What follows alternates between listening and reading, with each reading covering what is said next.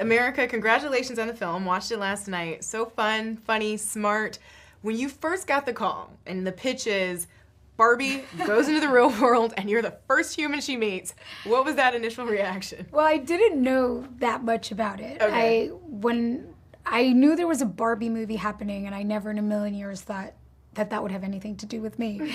But when I learned that Greta was writing the script with Noah and that she was directing it and that Margot was starring and producing, it just, to me, was instantly so exciting. I'm a huge fan of both of them. They're so talented, they're so smart, and that this iconic woman character would get a story told by thoughtful, empowering women, it was really exciting. So of course I was curious, and I read the script and I was deeply, deeply surprised and moved, and I laughed and I cried, and I laughed and cried at the same time, and was so really honored that Greta wanted me to play Gloria, who is the human, who's sort of like all of us, right? Exploring, you know, what this icon and what this archetype that we've created like means and says about us. So well said and so very true. You know, one of the themes that really stuck out to me was this theme of disillusionment, right? Of having ideas and expectations and then realizing that what you expected is not gonna happen. I'm curious to know in your real life, when has there been a moment, even when you were younger, maybe even a child, when you expected one thing and it was something else entirely? And oh my God, that's like every day. You're like, that's called the story of life. That's called life, girl. I mean, I think I have a line like that to Barbie you in do. the movie. Yeah, She's like, this is horrible. Yeah. Like, that's life. Yeah. No, I think, you know, I think that the more opportunity I get to live my dreams, the more I realize that, you know, our expectations can really steal from our present moment and our present experience, and our expectations are always going to be wrong. And like, how great, like how boring would life be if it was like, well, it's on my calendar and now I know what my whole life is going to look like. It's like life happens, and sometimes it's better than we expected and sometimes it's more challenging than we expected.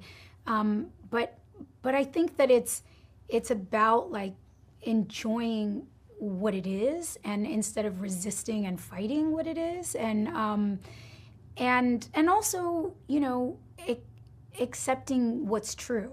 Yeah. Right. And I do think that's kind of the fun and the beauty of Barbie coming from a perfect, fun, every day is perfect world, smashing up against what's real, and watching her expectations of the world like crumble. And you know, that is what it means to be human and to be alive. We set out thinking it's one thing, and then life happens. Yeah, absolutely. Margot, Ryan, Barbie, and Ken. What was it like seeing them step into just the literal embodiment of Barbie and Ken, and also just working with them in general? I mean, it was amazing. Margot, the first time I saw Margot as Barbie, like the first day of shooting, I like gasped. I was like, this is actually Barbie. Like Mattel got it wrong. Margot is Barbie. Like, this is Barbie. She looked more like Barbie than Barbie.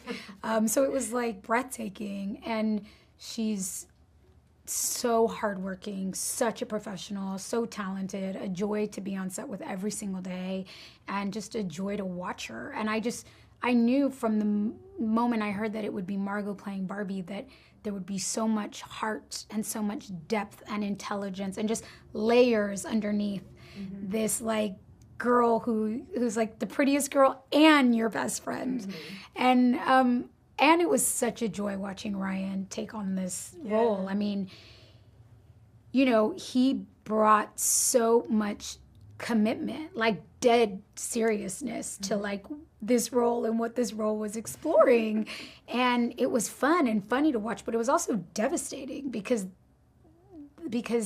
while we live in a fun world, there's so many truths being explored inside of it. And you know, you can do that when you're working with top-notch, top-of-class actors who are bringing commitment to Barbie the same way they would to any other role or any other film. Right. And the sleepover. We've got to talk about the sleepover. Why is the sleepover's getting so much airtime? Because it's fascinating. Let's start and another Greta told story. me there were bagpipes, and I just need to know what happened that night. Ryan sent a bagpiper.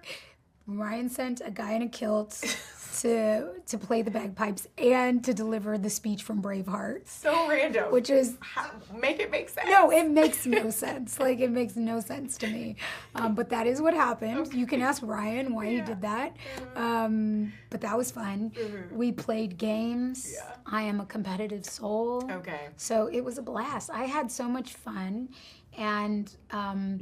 Margot described my pajamas as grandma pajamas. I didn't think they were necessarily... Does that mean they were comfortable and They practical? were comfy. Like, people were in, like, silky things, and everyone was, like, at a sexy sleepover. And I was just in, like, comfortable pajamas. Was it flannel?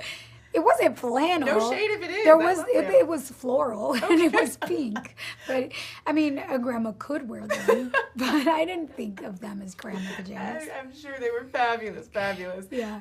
Now, will the kids watch this eventually when they're older, and how many cool points do you expect to get? Meanwhile, I'm like, let's focus on the guy who came in a kilt, and not America, who came in floral pink pajamas to a Barbie sleepover. That seems normal to me. I think you were very much on brand. I think I was on brand. Okay. The guy in the kilt. We can move on. What was your next question? The kids, when they're old enough to see this, obviously, do we think they're getting cool? You're getting cool points for being in the Barbie film?